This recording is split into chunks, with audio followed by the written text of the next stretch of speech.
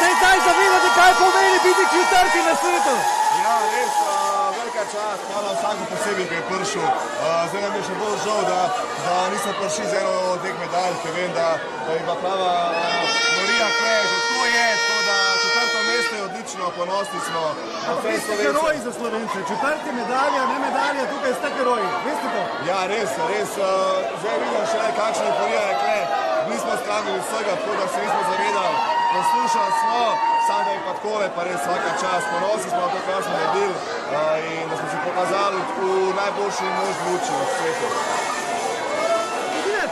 Gremo vsi na svet, da res ni tako naša. Kako se počutite, ko pridete v tole? Se zdaj zavedate, kaj ste naredili?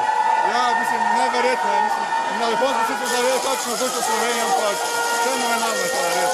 Mi si bomo zapomnili zmage, zapomnili si bomo borbo. Tudi vi? Ja, sigurno sem vse zapomnil. Žal je škoda, da nismo osvojili medalje, ampak mislim, da vse nam je uspel neverjeten rezultat.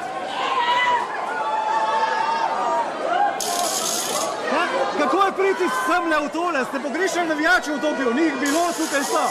Sigurno bi bilo lažje igrati, če bi bili z nami tudi v Tokiju, ampak vesel sem vsake še podpore, sem vesel tako, da se nam dosta še včeraj v Slovenci, ena lepa dobrodošlica in veseli smo, da smo kolekcijo te 2 tedna tudi vsem Slovencem.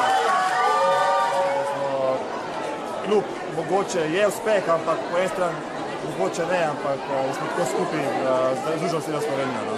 Res smo tu. To je bilo to, smo se sploh zavedali tega, ne, bili ste daleč, tam ni bilo navijačev, zdaj pa ko prijete v domovino, pa pač sprejemni.